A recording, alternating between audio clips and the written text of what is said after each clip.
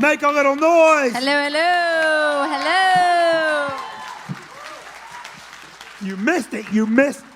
I had to come out here without you and do a little warm-up for the audience. And it turned out that woman there has quite the crush on me. Oh, does she? Yeah. I think we have. This is exciting. This is an exciting show. There's too much talking. Who's talking? This is a very exciting show. I want you all to pay attention.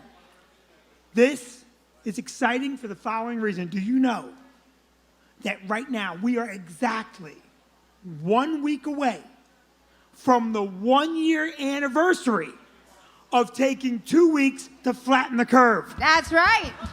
It's been a long 2 weeks. Been a long 2 weeks. We almost have a flat curve. Yeah. Yeah, it's been a long, hard year. It has. Yeah, not for everybody. For us, it's been very hard. Right. If you're Jeff Bezos from Amazon, you're doing, racking Jeff up. Bezos' favorite year, 2020. Yeah. And I'm a little tired of seeing people in masks, right? Yeah. Like, let me tell you, I have seen people in masks. When Vicky takes her mask off, something starts happening in my head. I'm like, oh, Ready Player One, here we go. It's your new lingerie. Huh? It's your new lingerie. It's the new lingerie. When you take the mask off, it's sexy stuff, right or wrong, sir? That woman's got her mask on at the table. Yeah. Later on, when she takes that off, he's going to be all worked up. Yeah, Chuck's going to be like, hello, Corliss. Come on over here with your... Some people have a hole in the mask. It's like a crotchless mask. Yeah. That's dirty. It's very dirty. Dirty. We had a hell of a year because first of all, we built the tent. Yes, we built a tent. Which is amazing. Yes. Right. We built a tent to keep going. The tent was miserable during a snowstorm. Yeah, you guys all had to camp out while I was home with the fireplace. But they had to camp out here and not sleep at all and get out on 17-foot ladders to shovel the roof. Yeah, well, you wouldn't know. We weren't shoveling. We were raking. Whatever. I was home. Yeah, you were sleeping. Every time the governor said, oh, we're almost there, and I'm like, okay, why don't you come here and get up on the ladder and sweep some stuff off, right? Right. Yeah, especially now that we're almost through the winter and we're happy. Yeah. But it has been one of those years where we had to lay off a bunch of people. We did. We had to lay off a bunch of people, and I don't know if a lot of you might not know this, but we own a restaurant also in Connecticut. And I'm sorry. I don't mean to interrupt you. Show me what you have, sir. He's got a mask with a hole in it. Oh, you dirty, dirty man, you! You are dirty. I'm telling you right now, that girl is a player. she's got the big hoop earrings. Oh, it's her mask. Yeah. It's her mask. I told you, the crotchless mask. It's the new thing. Yeah. Good for you, sir. I thought earlier I had ruined your night, but it looks like you're in for a good night anyway. So you were saying now. Yeah, so we opened a restaurant, and the furniture was delivered March 19th. So, bad timing on our part. Yeah, we actually opened a restaurant in Connecticut on March 19th. Our furniture got delivered. Yeah. And the delivery guy said, take it off the truck yourself. I'm not allowed to touch it because of COVID-19. Yeah. I'm like, this is the worst furniture delivery ever. And then we went through the tent and being unemployed. Mm-hmm. And because of that, we've had to jump in a million different ways, right? Right. We have had to jump in, and our managers have had to jump in. And this past Friday, I did something that, in the whole history of the Stress Factory, I've never had to do. Friday. I said Friday. Oh, I think you said Sunday. No, today's Sunday. Today's Sunday. My mind is spinning because of the crotchless mask lady. So I had to work the fryer all night Friday night. So, and it's, when you own a restaurant, I don't know, you just hire people to do certain jobs that they're proficient at. And I've had to jump in before, but never a whole shift. And never on a fryer. No, we were sold out shows, both clubs. Thank God. Yeah, it was. Both clubs were sold out, and our cooks were going to a wedding, right? Right, our cooks were going to a wedding, and so another restaurant had said, hey, listen, we'll lend you our cooks, except then they got a ton of reservations, and bravo for them, and they called us at 4:30 and said, our cooks aren't coming. So when you're a restaurant and you have no food, that doesn't bode very well. So my mom's like, oh, just order meatballs. I'm like, where the hell am I going to get all those meatballs for all those people at 4:30 on a Friday, Ma? But here's the part that made me happy. All right, and this Yeah. is what you don't know. So our other place is in Connecticut, and throughout the couple of years that we've had it, I have learned that the drive to Connecticut is miserable. Okay, it's 100 miles. It could take 100 minutes, or it could take 2 weeks. It's like nothing you've ever seen. I want to open a driving school in Connecticut because I will be a millionaire overnight. And Vicky has promised to come with me to Connecticut no fewer than 30 times. And she'll be like, I'm going with you Tuesday. I'm going to go up. And on Monday, she'll pack her bag. And then Monday night, I'll start hearing her slip little things into the conversation that lets me know she's going to screw me and make me go alone again. So she'll be like, oh, well, tomorrow I hope I have a sitter. And I'm like, do you have a sitter? Well, Cassie needs, and she slips it. And then Tuesday will come, and she'll go, I have an idea. You just go to Connecticut, and I'll stay home. And that has happened at least 30 or 40 times. Probably closer to 40. Probably closer, if I'm being honest. Probably 40. But you know what? New Brunswick's only 30 minutes from our house, door to door. So Yeah. it works much better in my schedule. And then I'll call her from bumper to bumper traffic on 95, and she'll be like, I'm watching a TV show right now before I go to work. I'll call you back. So not only does she not go, I sit in misery, and she watches TV. She goes out with the girls. Now, Friday, she's supposed to go to Connecticut with me. And right around 11 in the morning, she starts, well, it's going to be a late night, maybe tomorrow. And she begs out. And I say to her, listen, if you don't want to go to Connecticut, I'll do it by myself. It's no big deal. But you made me late. The traffic's going to be awful. I go, I really could use someone to drive with me. And she goes, no, you're right. Maybe I'll just stay here. And she screws me again. Time 41. So I get in the car, and I'm pissed off because I know it's going to be a bad drive, and I'm going to have to drive both ways by myself. And I'm about a half hour away, and the phone rings, and I get the news that there are no cooks. And now someone else has to work the fryer. Right. So, Crystal, can you put that picture up? This is the picture. So this is us. This is our general manager who's in the kitchen tonight. Doug, who, God bless him, he's just a friend of the club. Yeah. Myself. The guy in the white coat is a cook. Yeah. Because he's a customer and a friend. And Yeah. he goes, I'll help you. There's Derek. There's Patty in the foreground there with the covered mask. There's Vicky in the back working for what might be the first time since 1994.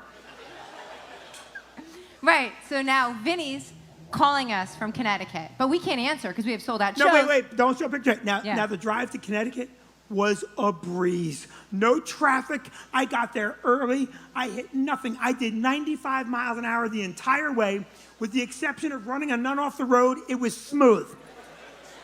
And I got to Connecticut with enough time to do this. Show them, Crystal. He sat and watched Police Academy. I totally screwed myself. I should have taken the ride to Connecticut. I got to watch the entire movie Police Academy. They served me food and drinks. The night went smooth and easy. I was home before Vicky had the fryer degreased. Yep, moral of the story. I'm driving to Connecticut next time. I'm taking the ride. I'm taking the ride.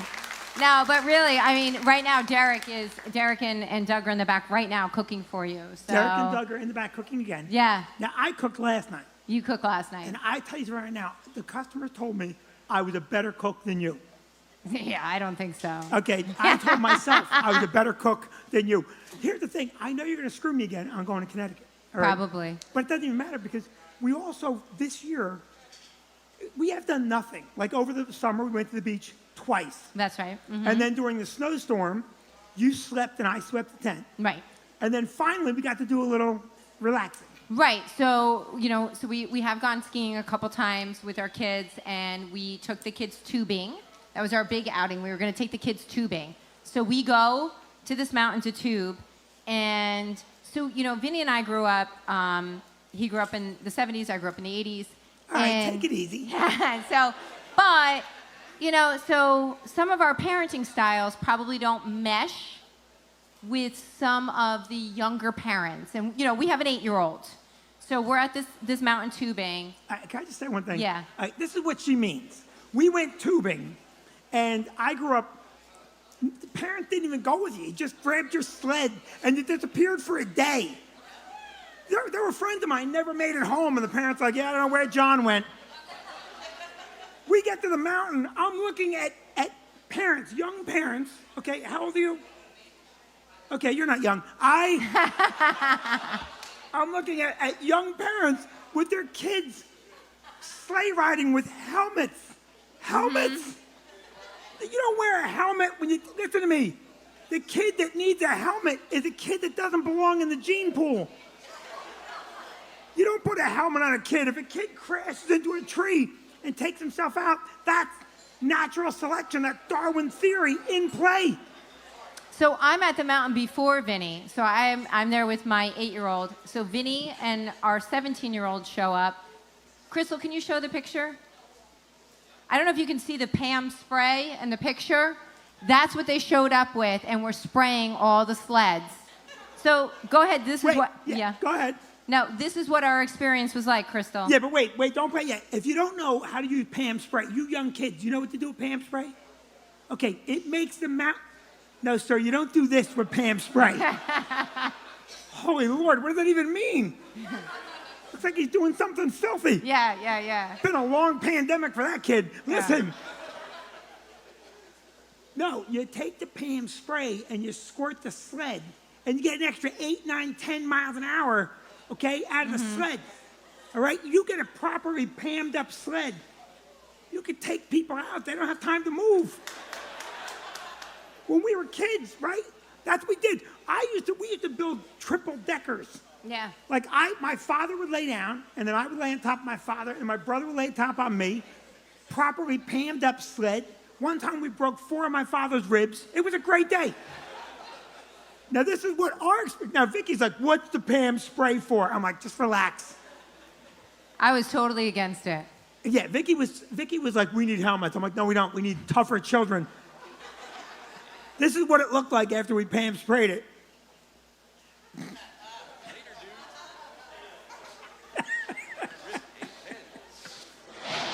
That's actual footage of Vinnie. Yeah.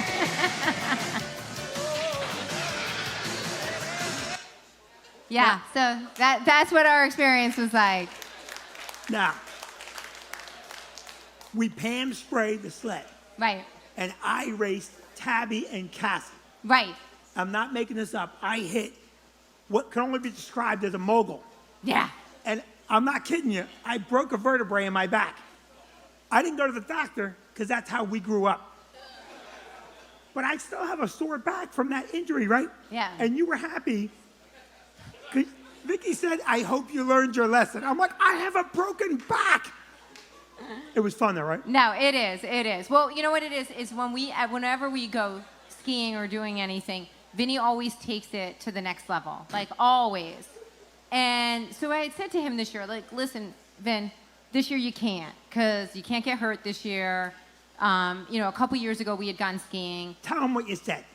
She said, you're getting old. I'm like, no, I'm not. Don't talk like that. No. So I had said, a couple years ago we were skiing, and I said, hey, Vin, Vinny's that guy that never knows when to quit. Like, we're the last people at parties. Our kids are breaking shit. People are looking at us like, when are they leaving? Like, I can't get him to leave ever, anywhere. And you're lucky, because that's what's keeping this marriage together. Yeah. So anyway, we go skiing, and we've had a great trip, and I said, Vin, come on, call it a day. And I'm going to take another run. I'm going to take another run. So he takes another run. Go ahead. All right. So first of all, I took one more run. We were at Copper Mountain in Colorado, and we're with my buddy, and he's skiing down a green hill. It's a little sissy hill, and I went up into the trees to add some excitement. And I added a little too much excitement. I came out of the trees, and I dropped off a cliff that I didn't know was there. It was a green, Vinnie. It was a green. You did it on a green. It was a cliff. On a green. Anyone that's ever skied, greens are the beginners. Go ahead, hon. I dropped off a cliff that had no business being on a green hill, and I launched forward. Mm-hmm. The people that saw me in the air, How many feet? I would say I was about, it was me to that fellow there, about 20 feet in the air. Sure, suddenly you're Lindsey Vonn. I had enough time to make a phone call. And when I landed, I tore my left arm out, and I ripped the rotator cuff, I ripped the bicep off. My whole left arm was hanging in a useless fashion. Now, luckily for me, 5 feet the other direction was an emergency phone that was broken. Now, here's what happened. I'm not making this up. Can you hold this, Vicky? Yeah. So, listen, I'm going to just get a little comfortable. So, about a year before that, Chris Rock was here, and he did 18 shows at the club. And he warmed up, and he wrote an HBO special here at the club. Now, some guy wrote a book about that. And in that book, they mention the club and my name. They don't mention Vicky, because Vicky doesn't work a lot at night. That's me. Now, I am on the side of the mountain, and I am in a lot of pain. I can't really stand up. My arm's pretty worthless, so I'm kind of standing like this, and some guy, oh no, the guy woke me up. I was on the ground. He woke me up, and I got up, and he's going, dude, that was an amazing fall. And he goes, are you okay? And I go, I don't think I'm okay, and I'm just kind of hanging there, and he's afraid I'm going to go into shock. So he starts talking to me to keep me awake, all right? And we're talking, and he's like, where are you from? And I go, I'm from New Jersey. He goes, that's great. What do you do? Now, I'm on there. I just want to throw up. I don't want to talk to him. And I go, I own a comedy club in New Jersey. And he goes, which club? And in my head, I'm like, okay, would you just please go away? I'd rather just die by myself on this mountain. I don't want to have to entertain you.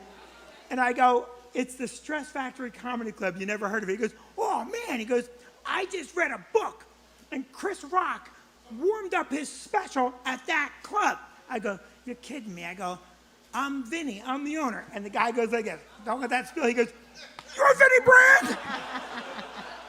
Let me tell you something, okay? I don't know if you've ever had your arm that is already disconnected smashed, but it hurt like a son of a bitch.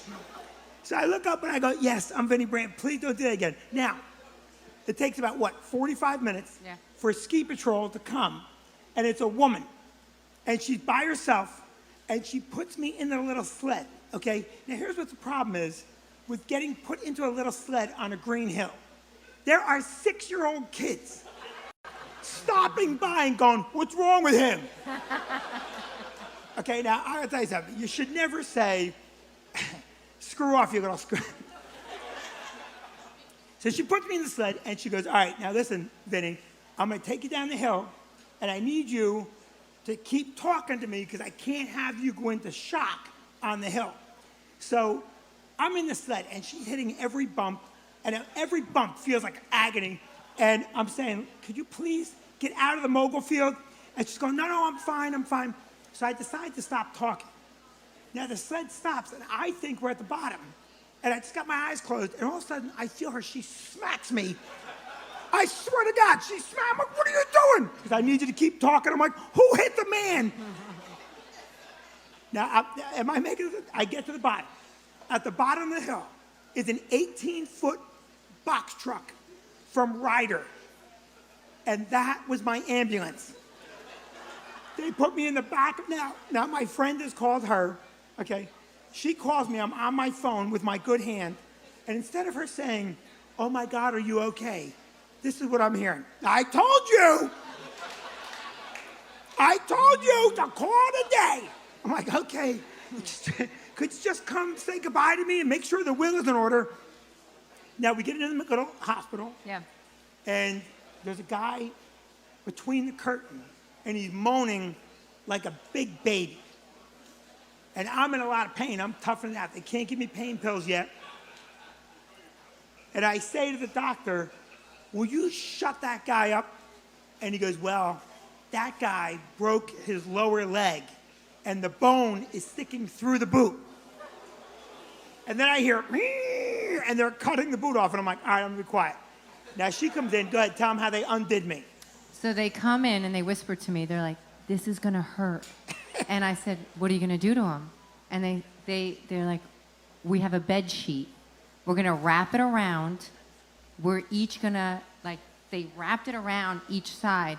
And then on the count of 3, we pull. I'm like, this is modern medicine? You just pull a bed sheet to pop it back into place? And they're like, yep, that's exactly what we're going to do. But it's really, really going to hurt. So go ahead, hon. So they pull a sheet on my chest, and the other doctor grabs the arm that is damaged, and they pulled me apart like a wishbone, and it popped back in. And I gotta be honest with you, sir, it felt great going back in. Better than your crotchless mask is gonna feel later. It